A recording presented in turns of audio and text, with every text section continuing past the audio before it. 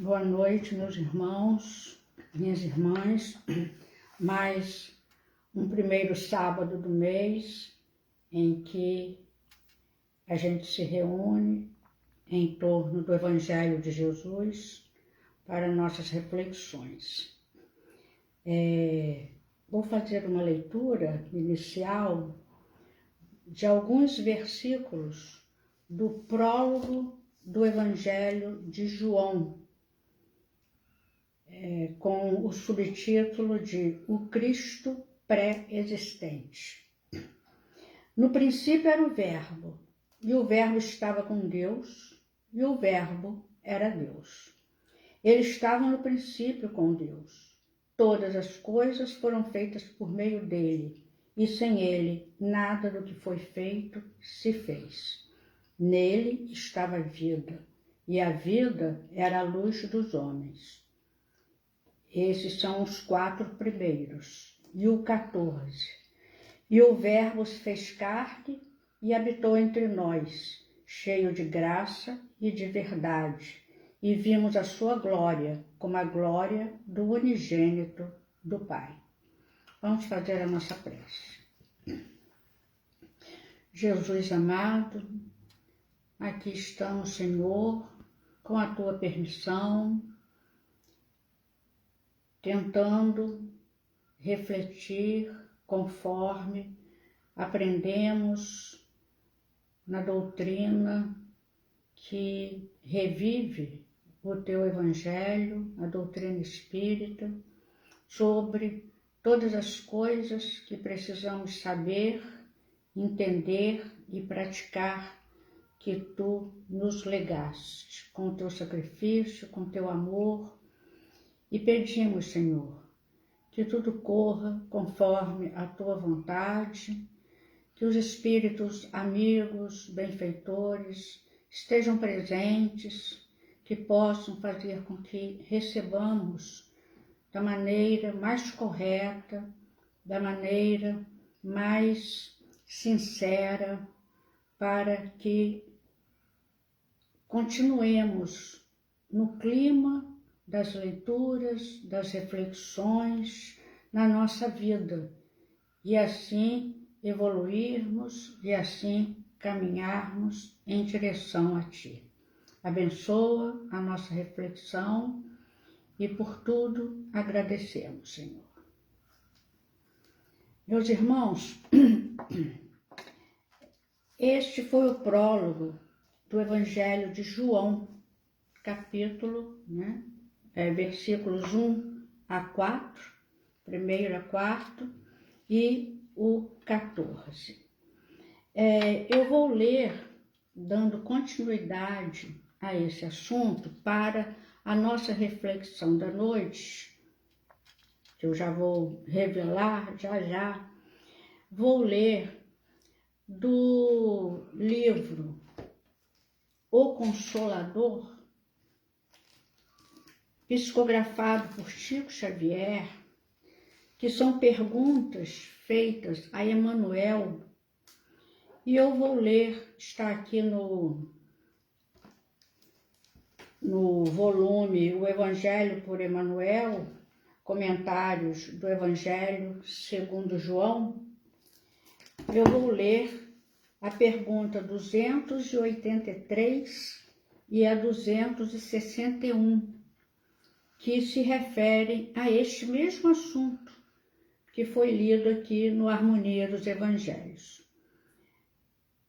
A 283 pergunta-se, com referência a Jesus, como interpretar o sentido das palavras de João?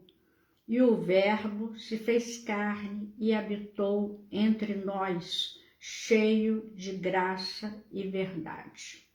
E Emmanuel responde, antes de tudo, precisamos compreender que Jesus não foi um filósofo e nem poderá ser classificado entre os valores propriamente humanos, tendo-se em conta os valores divinos da sua hierarquia espiritual na direção das coletividades terrícolas.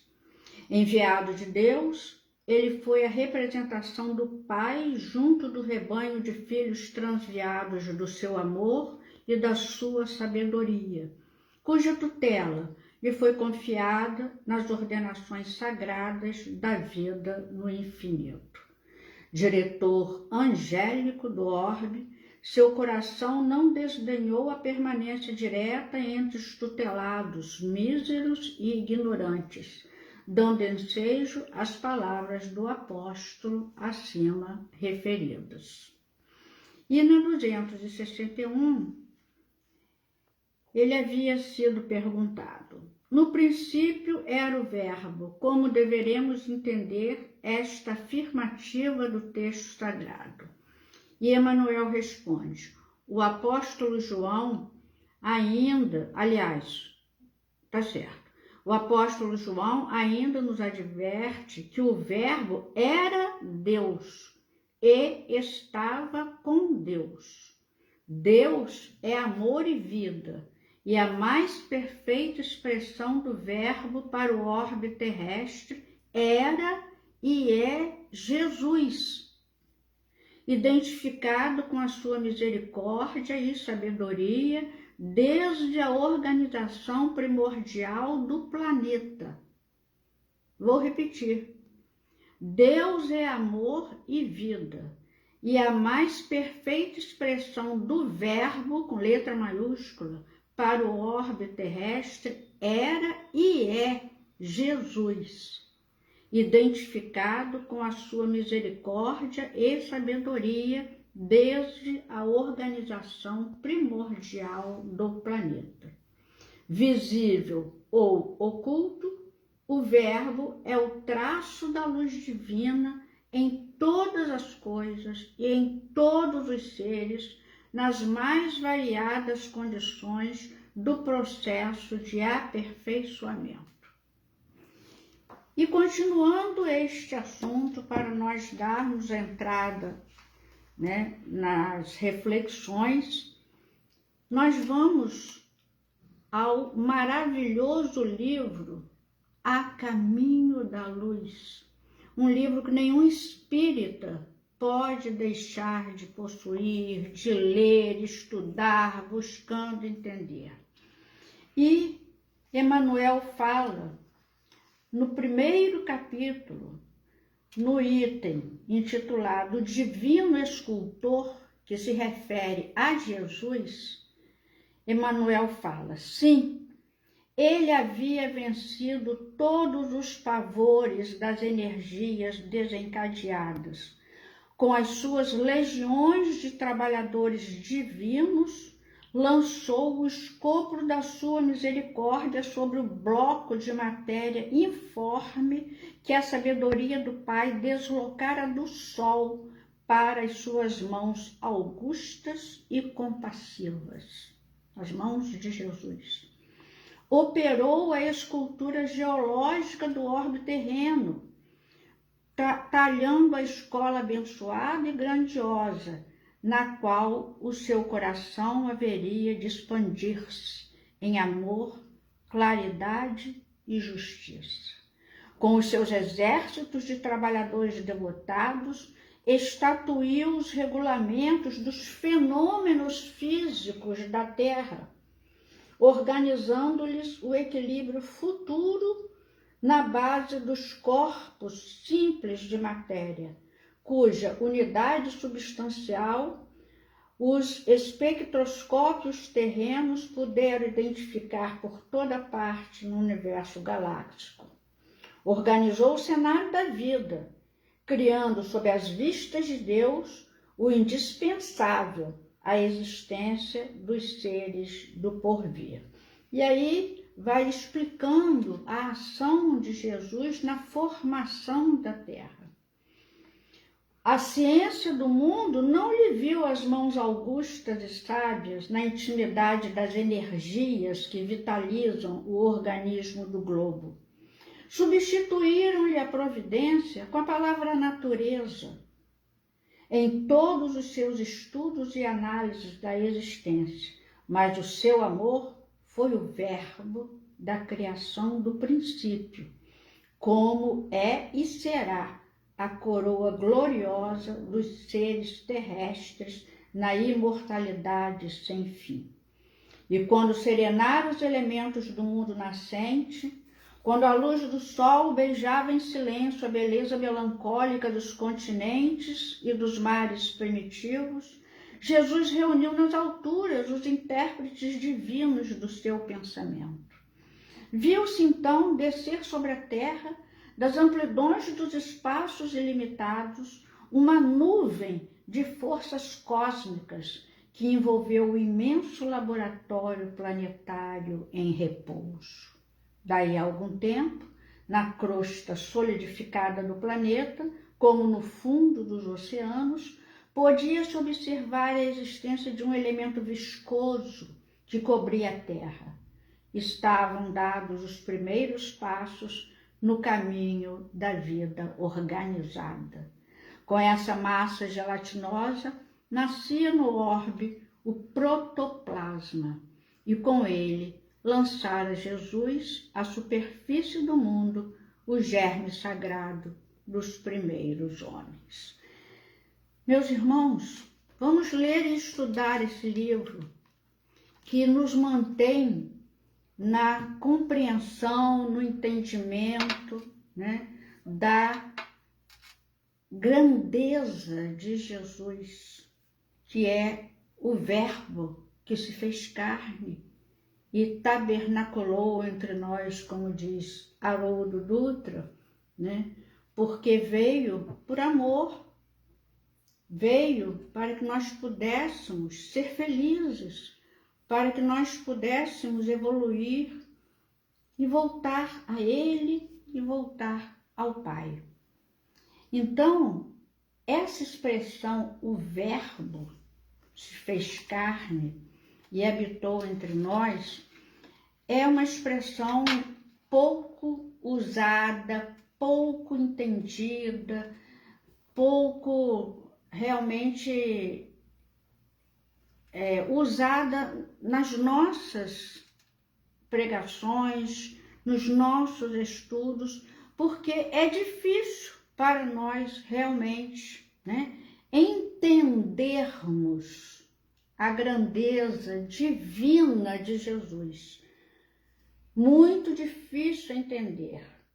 E há aqueles que, por não entenderem, querem modificar as palavras, modificar os conceitos, né? Porque não alcançam e também não aceitam não alcançar, então querem trazer as palavras de Jesus, né, e dos espíritos benfeitores para o seu nível, quando na realidade nós é que temos que tentar entender a partir do nosso sentimento de disponibilidade para alcançar esse entendimento. Temos a humildade suficiente de reconhecer que Jesus é o Verbo que se fez carne e habitou entre nós. Se nós não nos dispusermos a aceitar essa verdade divina, realmente nós vamos ficar patinando no mesmo lugar. Então é importante que a gente tenha essa disponibilidade no nosso coração. Mas por que eu estou falando tudo isso? Porque hoje nós vamos refletir sobre os verbos, sobre a importância dessa classe gramatical chamada verbo.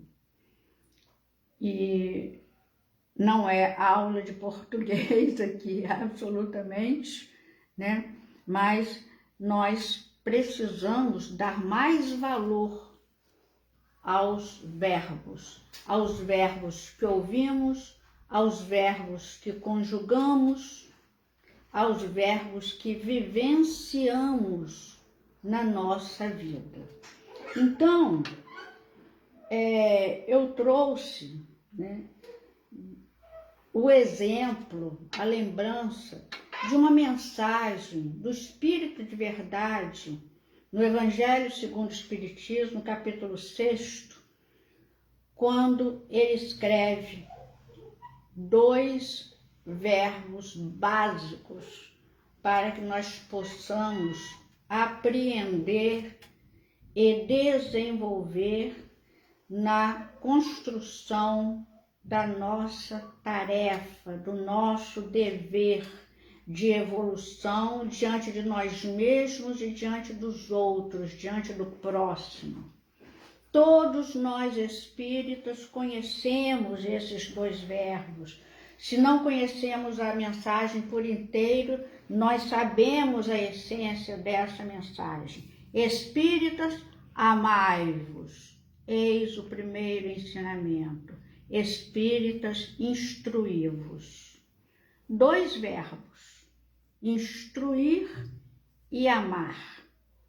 Duas ações, sim, né? E isso é também relembrado, vamos dizer assim, repetido de outra forma, não mais no capítulo 6 do Evangelho segundo o Espiritismo, mas no capítulo 9, numa mensagem de Lázaro, quando ele se refere a obedecer e resignar-se, a necessidade de nós aprendermos a obedecer e nós aprendermos a nos resignar diante da vida. E ele classifica de uma maneira muito bela que a obediência é o consentimento da razão e a resignação é o consentimento do coração. Então, coincide com aquele ensinamento ao qual eu acabei de me referir, do Espírito de Verdade. Nós precisamos nos instruir, mas também precisamos nos amar. Principalmente nós, espíritos, porque essa mensagem foi dada aos espíritas. Espíritas, é o vocativo, espíritas, amai-vos, eis o primeiro ensinamento. Espíritas, instruí-vos. Embora estejamos nos afastando dos dois verbos que o Espírito de Verdade nos exorta. Amar, amar ao próximo, amar a nós mesmos, amor no grupo espírita, na casa espírita e ao próximo necessitado, amor nos nossos trabalhos, nos nossos estudos, nas nossas palestras e instrução para não aprendermos coisas erradas, conceitos errados, modificados, atualizados, entre aspas, conforme o nosso viver. Então, nós temos que nos instruir e nos amar. Aliás, primeiro nos amar e depois nos instruir, mas fica tudo junto, Então, hoje eu trago a importância, a reflexão sobre a importância do verbo, mas não do verbo que se fez carne, porque esse nem precisamos mais falar, porque é Jesus na nossa vida. Maior importância do que isso, Jesus em nossa vida, o verbo que se fez carne e habitou entre nós. Então, nós vamos ver os verbos que nós usamos, os verbos que nós conjugamos, os verbos que nós aceitamos ou os verbos que nós repudiamos por consciência cristã, por consciência, vamos dizer, de amizade, por consciência de responsabilidade nessa vida.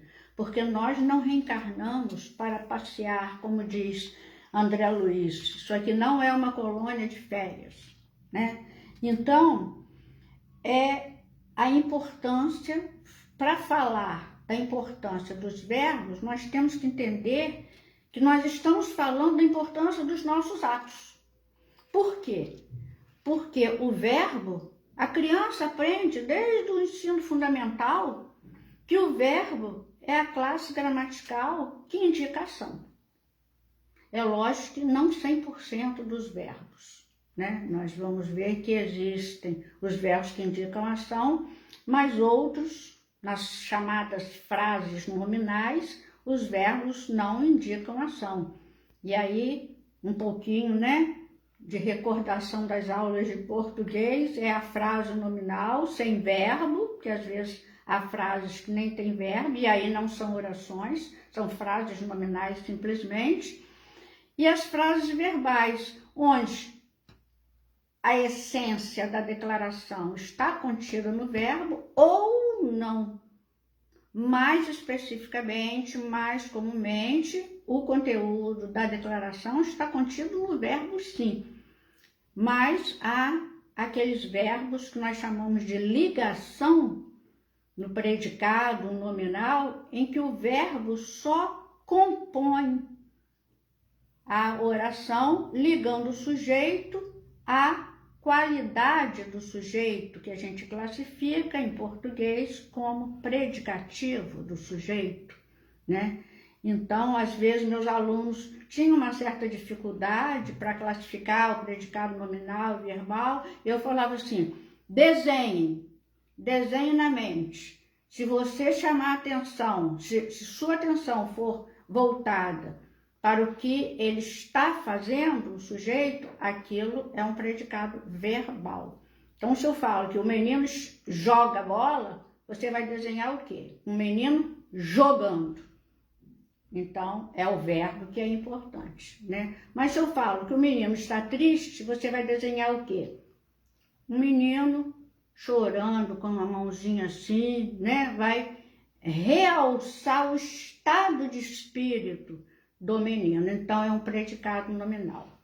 Então, na maioria das vezes, é o verbo. É o verbo que é importante, né? É a classe gramatical realmente que estabelece o que fazemos, o que o sujeito faz, a ação dos verbos. E aí existe uma perspectiva, né, pela qual nós podemos olhar o verbo dividindo em dois tipos, que é os verbos que indicam uma ação exterior ao sujeito ou o verbo que indica uma movimentação interior. Como? Se eu falo que na parábola do bom samaritano, o bom samaritano viu o homem caído, esse verbo ver está direcionado ao alvo exterior a ele. Ele viu algo além dele, não está no interior dele. Então, ele viu o homem, ele socorreu o homem caído, tudo exterior a ele, fora dele. Ele pensou as feridas do homem caído, ele socorreu o homem caído, ele colocou o homem caído no cavalo e ele levou o homem para a hospedaria. Todas essas ações indicam fatos, ações que se referem a um alvo do sujeito da oração. Mas por que ele fez isso tudo?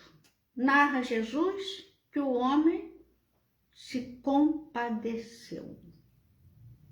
Então, antes dessas ações exteriores, houve uma movimentação interior. Primeiro, ele se compadeceu, porque se ele não tivesse se compadecido, ele não teria feito nada daquilo, como os dois que passaram antes, o levita e o sacerdote, que nós entendemos que não se compadeceram, porque às vezes podem até se compadecido, porque nós às vezes nos compadecemos e não fazemos nada, mas em geral, quando não fazemos nada diante, né, de uma pessoa necessitada, é porque nós não nos compadecemos. Então não houve aquela movimentação interior. Não fomos movidos pela compaixão. E a compaixão, segundo o professor Humberto, né, é o princípio do amor. Né? Então, primeiro a gente se compadece, para depois a gente agir em função da compaixão.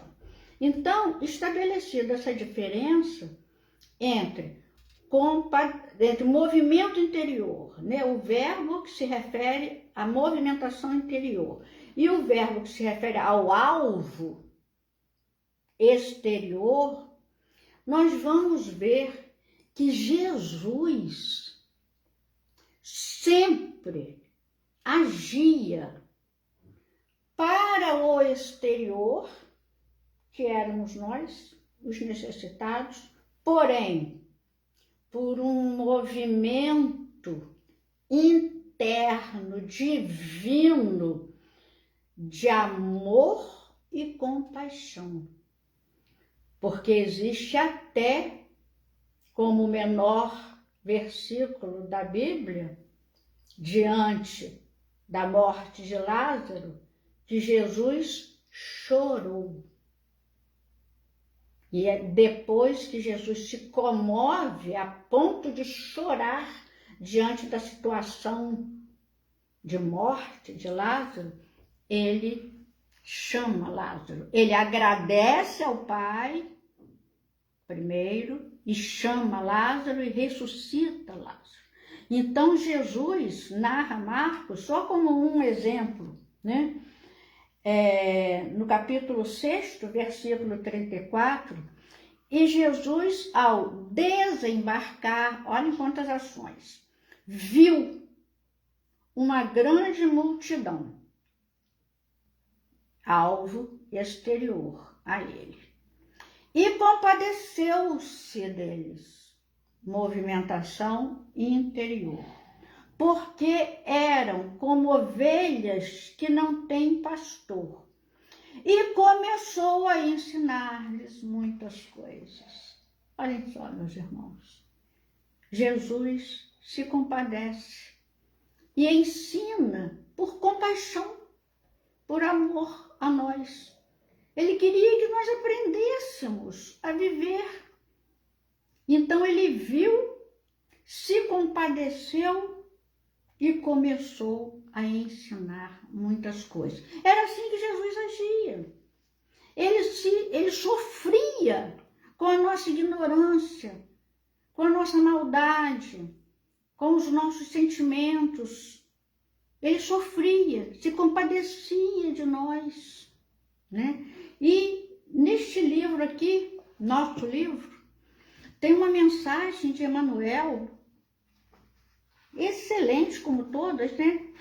Em que ele destaca 10 verbos conjugados por Jesus em relação aos personagens que nós conhecemos no Novo Testamento. O título da mensagem é Jesus está chamando. Desde a primeira hora do apostolado divino, Jesus está chamando cooperadores para os serviços de extensão no reino de Deus na terra. Então, observem os verbos que Emmanuel usa em relação aos personagens que nós estamos cansados de conhecer. A princípio, buscou Pedro e André, os pescadores humildes, a tarefa de salvação. Convocou Mateus, o administrador de impostos, à coleta de bens do céu. Trouxe Maria de Magdala, a obsidiada de vários demônios, a necessária renovação. Convidou Joana, a esposa admirável de ilustre funcionário do bem público, ao concurso fraterno. Chamou Zaqueu, o mordomo da fortuna, do alto de um sicômoro, ao esforço de benemerência. Exaltou em Maria de Betânia o valor da meditação e requisitou Marta, a preocupada servidora doméstica, às obras do pensamento sublime. Acordou Nicodemos, o mestre intelectual de Israel, para o ministério da santificação. Ergueu Lázaro do sepulcro para a manifestação do divino poder. E ainda, no último dia e na derradeira hora, despertou um ladrão crucificado para a divina esperança. Então, buscou, convocou, trouxe, convidou, chamou, exaltou, requisitou, acordou, ergueu e despertou. Não é isso que ele faz conosco? É isso. E termina Emmanuel. Em todos os 20 séculos de cristianismo que estamos vivendo, o Senhor está chamando colaboradores para a sua obra excelsa de redenção e aprimoramento. Há serviço para cada um e degraus iluminativos para todos. Ele já disse, já tinha dito, vinde a mim, Para onde segues, irmão? Jesus, por nós, imolou-se na cruz. Que fazemos nós por ele? Então, eu me lembro aqui de uma frase também de Emmanuel em Vinha de Luz, que eu até anotei, em que Emmanuel fala que Jesus tem esperado nossa contribuição na oficina dos séculos. Não que ele precise de nós precisamos operar essa contribuição, Ele tem esperado nossa contribuição, porque nós somos dotados de livre-arbítrio. E como diz Huberto Holten, o livre-arbítrio é o nosso maior privilégio, mas também o nosso maior perigo. Nós temos o nosso livre-arbítrio, fazemos a hora que queremos e o que queremos. E nem sempre o que nós queremos e na hora que queremos é o bem para nós. Nós não atentamos para a necessidade, não atentamos para a qualidade dos nossos atos. E para ilustrar isso, o que me levou a tudo isso, foi uma antiga reflexão que eu fiz quando eu fiz um paralelo entre verbos do bem e verbos do mal, baseado em 2 romances dentro da literatura espírita, um de Emmanuel, que é o Paulo e Estevão, e outro de Dona Ivone Pereira, psicografado pelo espírito Charles, psicografado por Dona Ivone Pereira. Porque os verbos de Jesus são sempre positivos, beneficentes. Nunca Jesus fez nem fará mal nenhum, nem cometerá nenhum ato egoístico. Isso seria até um absurdo, a gente pensar isso. Sempre beneficiando os necessitados de todos os matizes, fisicamente, moralmente, espiritualmente. Por quê?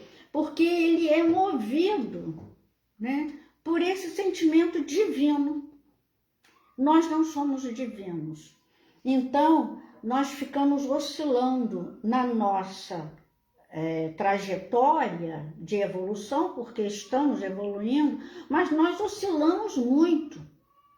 Como o professor Clóvis lembra no seu livro De Jesus para os que Sofrem, somos e não somos, cremos e não cremos, nós oscilamos. Uma hora nós fazemos o bem, outra hora nós fazemos o mal. Infelizmente ainda somos assim, não somos seguros no bem. Não temos certeza daquilo que fazemos, das nossas opções no bem, como muitos, e grande parte dos primeiros cristãos agiram e fizeram, não renegaram, confessaram, não renegaram o Cristo. Não somos assim ainda, não somos assim. Mas os atos de Jesus são sempre beneficentes, a nosso favor, em nosso favor, né? Só que os nossos, como são oscilantes, e às vezes o que predomina, infelizmente, são negativos, não são beneficentes, não visam o bem-estar do próximo, o que acontece?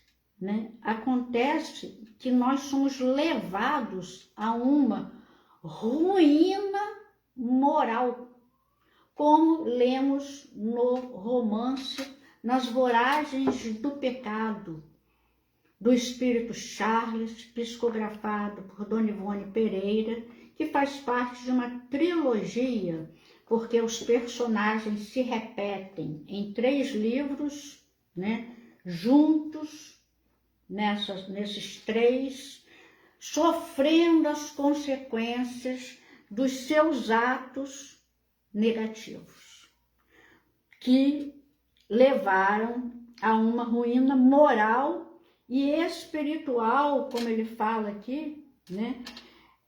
Mesmo após a desencarnação. Charles, o autor espiritual, fala que nos leva a repercussões seculares. Às vezes a gente está sofrendo uma consequência de atos que nós cometemos há séculos, não foi nessa última encarnação, foi em encarnações há séculos. Ainda estamos sofrendo e a gente fala, não sei por que eu estou sofrendo, né? Então, repercussões seculares, cujas deploráveis consequências nem 4 séculos de lutas e confusões reparariam, porquanto nos dias atuais, e foi psicografado no século XX, década de 50, 60, né? Nos dias atuais, envolvem ainda no seu difuso enredamento aqueles que da blasfêmia que foi tramada, se contaminaram.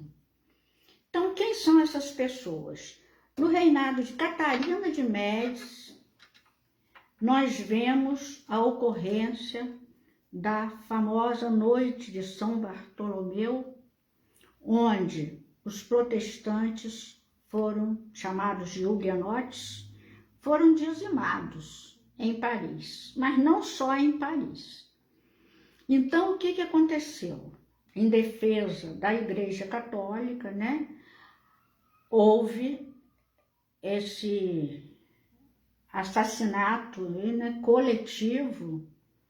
Dizem que as ruas de Paris viraram um rio de sangue, só que isso se estendeu a algumas vilas, algumas propriedades um pouco distantes de Paris. Não se resumiram a Paris. E o chamado famoso capitão da fé, que era o Luís de Narbonne, um homem digno, puro, fiel à igreja, de uma forma fanática, e que comandou, né, por ordem de Catarina de Médici, comandou esse assassinato coletivo. E ele foi informado que havia próxima a Paris uma família de protestantes, família altamente digna, todos muito honrados, onde o filho mais velho, o Carlos de La Chapelle, exercia a função de pastor. E todos os domingos ele reunia pai, mãe, irmã, irmão, sobrinhos, servos, todo mundo, todos os trabalhadores da região, da fazenda, da propriedade, e fazia o seu culto. Protestante fazia o seu culto do Evangelho. Então, eles foram apanhados de surpresa quando o Luiz de Narbonne e os seus sequazes, né, invadiram a casa e mataram todos, inclusive as crianças. Uma cunhada dele se ajoelhou diante do soldado com os 2 filhinhos, pedindo que pelo menos as crianças eles salvassem. Mataram as crianças também. Só que nessa tarde, a nossa protagonista, que é a Ruth Carolina de La Chapelle, não estava presente.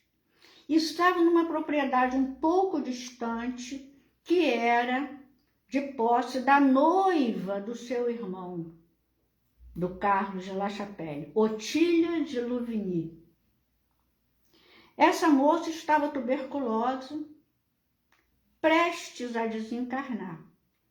E elas não souberam de nada, até que, quando souberam, ela foi invadida, a Otília, por um ódio tão desesperador, e a Ruth Carolina não pôde voltar para casa, porque estava tudo destruído, ela ficou na casa da futura cunhada, porque eram amigas também.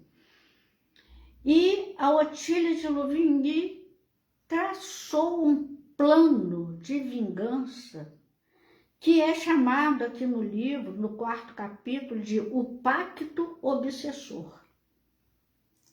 Ela fez com que a Ruth Carolina, inocente, muito novinha, assumisse por vingança, assumisse a sua personalidade, porque ela sabia que iria morrer.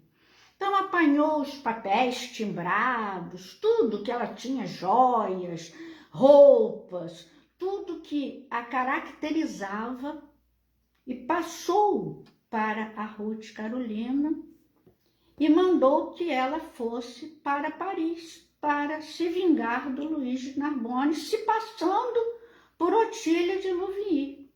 Olha só. E a Ruth Carolina custa aceitar esse pacto, mas no fundo aceita, né? E ela usou 4 verbos, é aí que eu quero chegar. Ela fala: vinga-te de Luiz de Narbonne, por ti mesma e também por mim, pois morrerei chorando pelo meu Carlos, cujo sangue foi derramado por ele. E foge, incontinente da França, minha querida, se colimares teus intentos. Foge de forma a não deixares possibilidades para que alguém, por sua vez, o vingue, pois Luiz é poderoso e conta com amigos altamente colocados. Intriga quanto puderes, Ruth. Intriga, atraiçoa a todos e por tudo. Mente quanto possível, guardando o uso da verdade só para mais tarde, quando para sempre deixares a França, porque serás esmagada se não o fizeres na corte de Catarina de Médici. Olhem só os verbos conjugados, porque foram apresentados, e ela morre, a Otília, e se torna uma obsessora constante de Ruth Carolina. Quando a Ruth duvidava um pouquinho, será que eu tenho que fazer isso? Ela ali, como obsessora, presente 24 horas por dia, ela praticamente obrigava a Ruth Carolina, que era frágil, que também sofria pela morte da família toda, esse irmão que ela idolatrava, e ela faz, né, o que a Otília de Louvigny, infelizmente, né, ensina, entre aspas, né, vinga-te, intriga, atraiçoa e mente. Leiam essa trilogia, porque é empolgante, porque nós vamos ver as consequências disso. Nós vamos ver que como a própria Ruth, que não foi quem idealizou, também sofre, porque foi ela que realizou. Então, como sofre a Otília de Louvigny no plano espiritual, desencarnada e depois reencarnada, e como sofre a Ruth Carolina, apesar de todos os outros personagens estarem presentes novamente numa nova reencarnação, inclusive o Carlos de La Chapelle, que vem até como orientador espiritual da Ruth Carolina, vem como um padre, né? Então, continuam as ajudas, mas a pessoa tem seu livre-arbítrio. Então, é como o Charles, né, que é o autor espiritual do livro, fala, né? Porquanto nos dias atuais envolve ainda no seu difuso enredamento aqueles que dela se contaminaram. 4 séculos e continuaram sofrendo, né? Mas, em oposição, graças a Deus, existem outros 4 verbos do bem, vamos dizer assim, né? Que é o chamado lema de Abigail, no livro Paulo e Estevão, maravilhoso romance, segundo Chico Xavier, é o romance do trabalhador cristão, né? E depois que Saulo se torna Paulo, que não é aceito, que é considerado louco, quando ele volta a Tarso e nem o próprio pai dele o recebe direito, né? Ele é considerado doente mental, além de ser expulso, né, das sinagogas, enfim. Ele sai da casa do pai tão desolado, tão decepcionado, né, porque ele estava sozinho, ele não tinha mais ninguém. Ele não tinha dinheiro, ele não tinha saúde, ele não tinha amigo, a mãe tinha morrido de desgosto, a irmã tinha mudado de cidade. Ele não tinha nada, a não ser a convicção dele em Jesus. Mas ele não tinha casa, não tinha onde ficar, não tinha nada, materialmente falando. E o que acontece? Doente, fraco, envelhecido já um pouco, né? Com fome, mas ele tinha recebido que o pai mandou que um servo desse a ele, já depois que ele saiu da casa do pai, assim, né, tão decepcionado, mandou entregar uma bolsa de dinheiro a ele. Isso valeu muito, porque ele comprou, além de alimento, ele comprou uns apetrechos para ele voltar a tecer, né? Ele era tecelão. E ele deita entre pedras, num lugar um pouco isolado, e dorme, segundo ele. E na segunda carta dele aos Coríntios, ele narra o que aconteceu com ele, nesse sono, né, que ele passa nessa noite ao relento.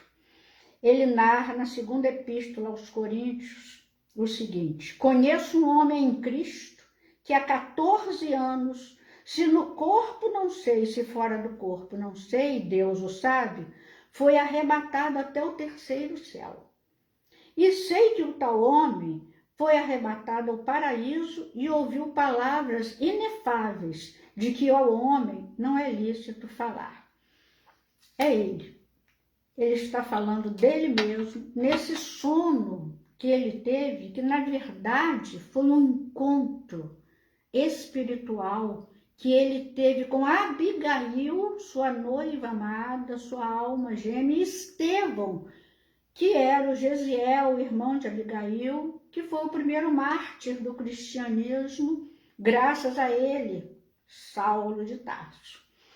E nós destacamos, então, nesse capítulo lindíssimo, os 4 verbos, né, de Abigail, que é o lema de Abigail. Eles falam muita coisa para Paulo, né, e quando eles já começam a dar sinal de que vão sair dali, né, que vão embora, que vão dar a Deus, ele quer reter um pouco.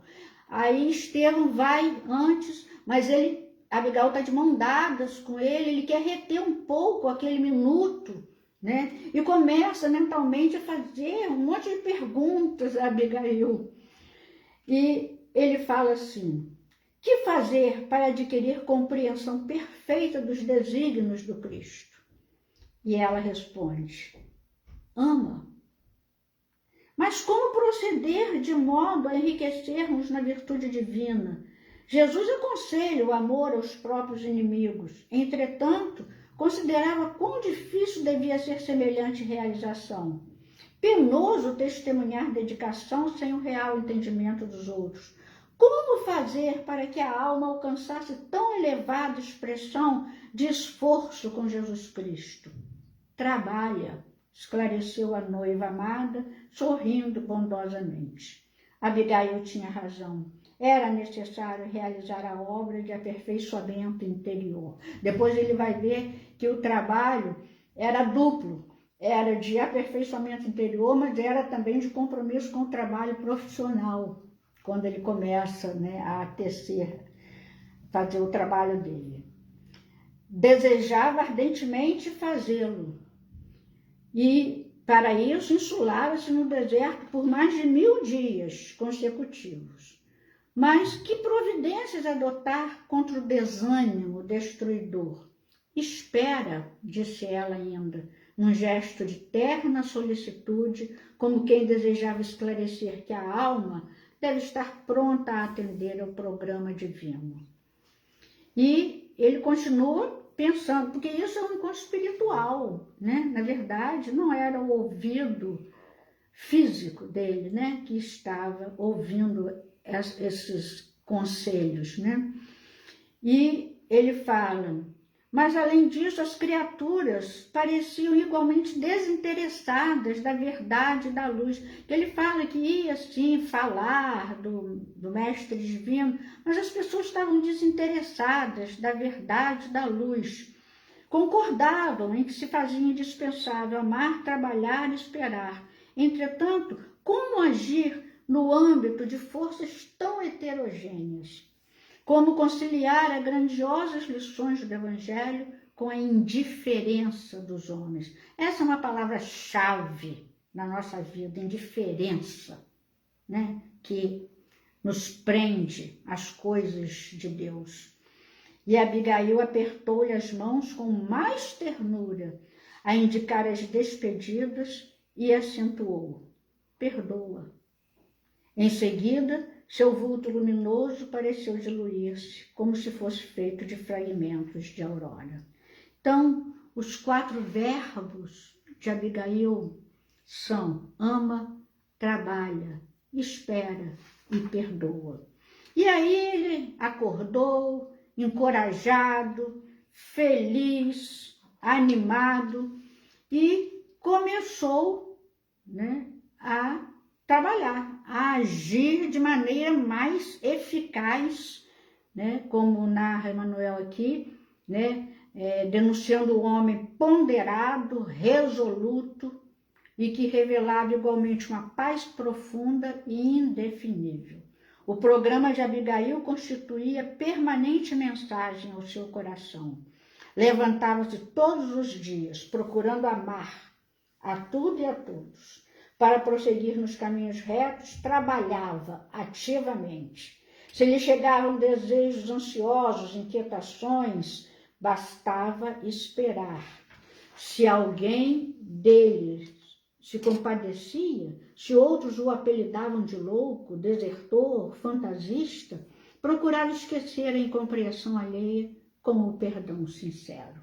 Então, ele executou o lema entregue a ele, o lema de Abigail, né? Ama, espera, trabalha e perdoa.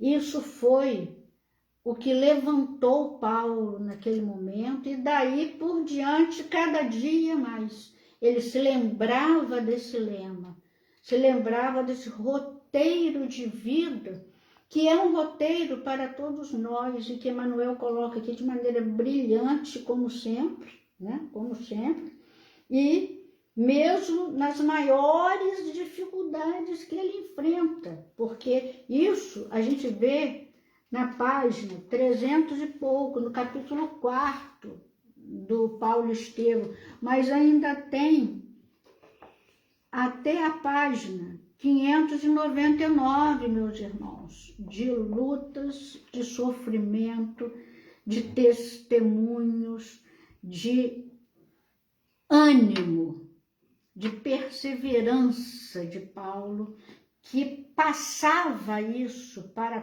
todos os que trabalhavam com ele, para todos os que o ouviam, se baseando sempre no lema passado para ele com amor, né, por Abigail. Ama, trabalha, espera e perdoa. Mesmo quando ele estava muito triste, mesmo quando ele escreve uma das suas últimas cartas na prisão e lamenta, só Lucas está comigo. Isso foi um lamento, foi uma tristeza, né? Mesmo quando ele chora, ele permanece, ele persevera. Então, meus irmãos, vamos esquecer esses verbos da Otília de Louvigny e vamos nos lembrar dos verbos de Jesus, dos verbos que Abigail usa para orientar os passos do seu noivo amado Paulo. Vamos fazer uma análise consciente, sincera, humilde, reconhecidamente, quais verbos estamos conjugando na nossa vida. E lembrar daquelas palavras de Jesus para os discípulos a caminho de Emaús. Que palavras trocais um com o outro pelo caminho? E diz o professor Clóvis, no seu livro de Jesus para os que sofrem, nobre era o tema da sua conversa.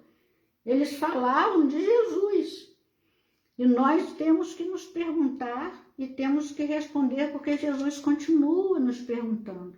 Que palavras trocamos uns com os outros pelo nosso caminho? Que Jesus possa nos abençoar, possa nos fortalecer para que as nossas palavras que refletem os nossos atos, que os nossos verbos sejam os verbos do bem, não só falados, mas praticados. Agradecemos por tudo que temos conseguido até agora, mas precisamos conseguir de nós mesmos muito mais.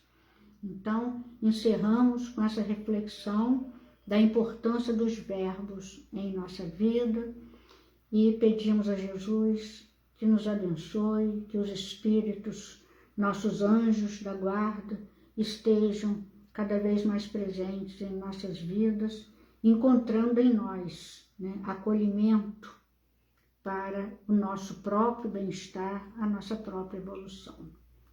Boa noite.